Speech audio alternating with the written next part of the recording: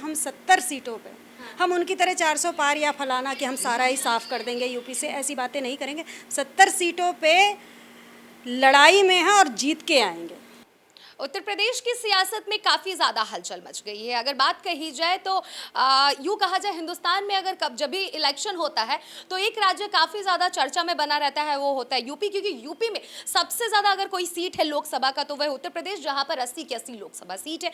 इस बीच अगर बीजेपी की बात की जाए या फिर यूँ कहा जाए एनडीए और इंडिया गठबंधन, तो इंडिया गठबंधन एक तरफ कह रहा है कि इस बार वो यूपी के 80 की 80 सीटों पर अपना कब्जा करेगा यानी कि जीत हासिल करेगा। वहीं एनडीए गठबंधन भी लगातार कह रहा है कि इस बार 400 पार होंगे, यूपी की 80 की 80 सीटों पर इस बार जीत हासिल करनी। इस बीच अगर बात कही जाए जौनपुर के बारे में या फिर यूं कहा जाए यूपी की राजनीति के बारे में, इन सारे मुद्दों पर हमारे साथ बातचीत करने के लिए संगीता यादव जी मौजूद है। हम इनसे बातचीत करेंगे कि यूपी में क्या लग रहा है, फिर से जिस तरीके से 80 लोकसभा सीटों की बात की जाए, कितनी सीट समाजवादी पार्टी अपने कब्जे में कर पाती है। समाजवादी पार्टी से ये पूर्व मंत्री भी रह चुकी हैं। इनसे तमाम मुद्दों पर बातचीत करेंगे। तो सबसे पहले तो मैडम आपका टीवी 24 चैनल पर स्वागत है। धन्यवाद।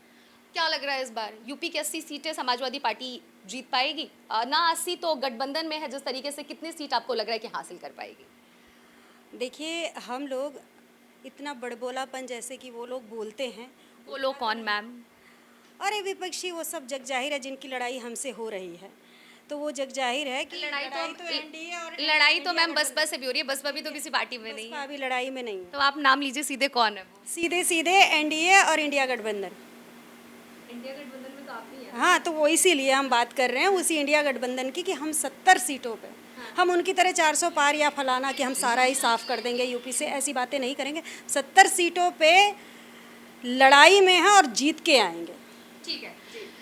अगर बात कही जाए कन्नौज के बारे में, शुरुआत राजनीति की यहीं से अखिलेश यादव जी ने की थी, एक बार फिर से कर रहे हैं। सुब्रत पाठक बीजेपी से हैं। क्या लग रहा है कि कन्नौज में फिर से जो गढ़ है वापस मिल पाएगा? समाजवादी पार्टी को यहाँ पे जीत हासिल कर पाएगी? जी बिल्कुल जीतेंगे, क्योंकि ये तो कहीं ना कहीं गलतफहमियों का शिकार हो गई जनता भी। भोली जनता है। पिछली बार ऐसी क्या गलती हुई थी कि भोली जनता गलतफहमियों की शिकार? गलतफहमियों के शिकार हो गई हैं। गलती नहीं हुई है कुछ भी, सिर्फ गलतफहमियों की, क्योंकि वो जुमलेबाज लोग ऐसे ऐसे जुमले दे दिए, भोली भाली मासूम जनता फंस गई उसमें। पर जनता को अपनी गलतियां सुधारना आता है। इस बार नहीं लग रहा है कि वो भोली भाली जनता अभी भी तो वही, अभी भी फंस सकती है? जागरूक होती है, वो एक ही बार गलती करती है। यूपी है ये, यूपी उनको दिखा देगा। वो आए वहाँ से जुमला फेंके और लोग बस वही है ना कि एक नारा दे दिए तो अपना उसी में बहक गए। लेकिन हर बार तो नहीं बहकते ना। समझदार लोग हैं यूपी के लोग। अगर सम्मान करना जानते हैं ना, तो हटाना भी जानते हैं। जिस दिन वो सर पे तांडव करेंगे हटा देंगे। बीजेपी की सरकार ये कहती है कि हमारे सरकार में महिलाएं सुरक्षित है। इसी कन्नौज की अगर बात उठाई जाए तो इसी कन्नौज में लोग कहते हैं कि गलियारे तो दूर की बात है, मेन सड़कों पे जो हाईवे है, मेन रोड है, जहां पर ये माना जाता है कि गया से गया भी जिला हो, राज्य हो, क्षेत्र हो, कॉलोनी हो, कुछ भी हो, वहाँ पर महिलाएं सुरक्षित नहीं रह सकती। लेकिन मेन जो रोड होते हैं वहाँ पर महिलाएं सुरक्षित रहती हैं। लेकिन इसी कन्नौज की लोग कहते हैं कि यहाँ पर महिलाएं सुरक्षित पहले नहीं हुआ करती थी, लेकिन जब से बीजेपी की सरकार यानी कि यूँ कहा जाए सुब्रत पाठक की जब से यहाँ पर वो सांसद बने, तब से यहाँ पर महिलाएं सुरक्षित हैं, या फिर यूँ कहा जाए केंद्र में और राज्य में बीजेपी की सरकार है। आप क्या कहना चाहेंगे? क्योंकि मैं ये प्रश्न आपसे खास करके इसलिए पूछ रही हूँ क्योंकि आप एक महिला हैं। महिला के नाते बताइए कि क्या लग रहा है, क्या वाकई में बीजेपी की सरकार में महिला सुरक्षित है? मैं इसका जवाब सिर्फ 2 लाइनों में आपको देना चाहूँगी। आपके ही चैनल के माध्यम से कितना दिखाया गया, कितना नहीं दिखाया गया, ये आप भी जानती हैं। मणिपुर इसी देश का हिस्सा है। बनारस बीएचयू की घटना इसी देश का हिस्सा है। हाथरस की घटना इसी देश का हिस्सा है। तो ये सब चीज़ें ना, ये बोलने की बातें होती हैं। ये लोग नारा देते हैं, महिला सुरक्षा की बात करते हैं, बेटी पढ़ाओ बेटी बचाओ की बात करते हैं, लेकिन सबसे ज़्यादा असुरक्षित अगर किसी जगह कभी किसी के शासन में हुई हैं तो सिर्फ नरेंद्र मोदी के और योगी जी के शासन में महिलाएं प्रताड़ित हुई हैं। तो आपको लगता है कि महिलाएं सुरक्षित नहीं है इस देश में? आप ये बताइए, अब तक का रिकॉर्ड, मणिपुर में नग्न महिला घुमाई गई, इस पे आप कह सकते हैं कि क्या कहते हैं महिलाएं सुरक्षित हैं? यहाँ पे पूरा देख रहा था, सारे लोग वहाँ पे खड़े थे, कोई इतनी हिम्मत नहीं कर पाया कि उनकी सुरक्षा कर पाए। पुलिस प्रशासन खड़ा होकर मूक दर्शक बन के देख रहा था।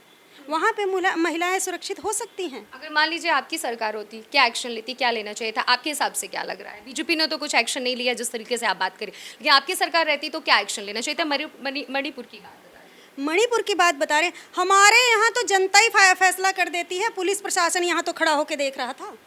हमारी सरकार होती तो, क्योंकि उनको भय नहीं होता, उनको भय नहीं होता कि हमारी सरकार या पुलिस प्रशासन हमारा क्या करेगा, जनता फैसला कर। लेकिन यहाँ तो इतना डरा दिया गया है जनता को कि ईडी, सीबीआई, तमाम छोटी छोटी, कुछ भी नहीं रहेगा तब भी उसको बेचारे को चोर साबित कर देंगे। लोग अब इतना डरे हुए थे वहाँ पे, ये हाल था। कैसे चोर साबित हो जा रहा है मैम? कुछ ना कुछ तो उन लोग के प्रति कुछ ना कुछ तो ऐसे प्रूफ तो मिलते हैं, तभी तो दिखाते, साक्ष्य के साथ बोलते हैं। अनन्या जी, है ना, मैं आपके हिसाब से या जितना मैंने आपके बारे में जाना है, आप बहुत भली महिला हैं, सब कुछ है ना, लेकिन 10 लोगों की लॉबिंग करके अगर मैं कह दूं कि नहीं नहीं नहीं वो तो चोर हैं, 10 लोग बोलना शुरू कर दे, फिर वो एक संशय पैदा हो जाता है। होता कुछ नहीं है, आप अच्छी हैं, रहेंगी, हमेशा थी। मतलब आप संशय के आधार की बात कर रही हैं कि वो संशय फैला रहे हैं ये लोग खाली किसी के खिलाफ। आप बताइए क्या सबूत है? किसी के घर में ईडी सीबीआई भेज दो, कोई जनता, आम जनमानस देखने जा रहा है उनके घर में? ये टीवी चैनल के माध्यम से, सब कुछ के माध्यम से खाली फर्जी प्रचार कर रहे हैं कि वो चोर है। उनके कहने से कोई चोर हो जाएगा? तो मैम अगर इनके गड़े मुर्दे उखड़ने, इनके उखड़ने लग जाएंगे ना बखिया, तो पता लग जाएगा।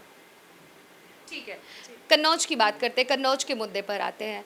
कन्नौज में क्या क्या लग रहा है कि विकास नहीं हो, विकास के कार्य होने चाहिए, क्योंकि कन्नौज के मुद्दे पर ही बातचीत हो रही है। आज प्रचार प्रसार का आखिरी दिन है और यहाँ से आपके पार्टी के राष्ट्रीय अध्यक्ष भी इलेक्शन यहीं से चुनाव लड़ रहे हैं। क्या क्या विकास यहाँ पर होना चाहिए और समाजवादी पार्टी ने इतने वर्षों से क्या क्या विकास किया था जो बीजेपी ने अभी तक नहीं किया है, मैं आपसे जानना चाहती हूँ। देखिए, कन्नौज सोशलिस्टों की धरती है, जहाँ से डॉक्टर राम मनोहर लोहिया चुनाव जीते, जहाँ से श्रद्धेय नेताजी चुनाव जीते, जहाँ से शीला दीक्षित जी चुनाव जीती। महिला की बात कर रही हूँ क्योंकि वो महिला थी, मैं उनका सम्मान करती हूँ और बहुत अच्छी नेता साबित हुई। दिल्ली में 3 बार मुख्यमंत्री रही वो।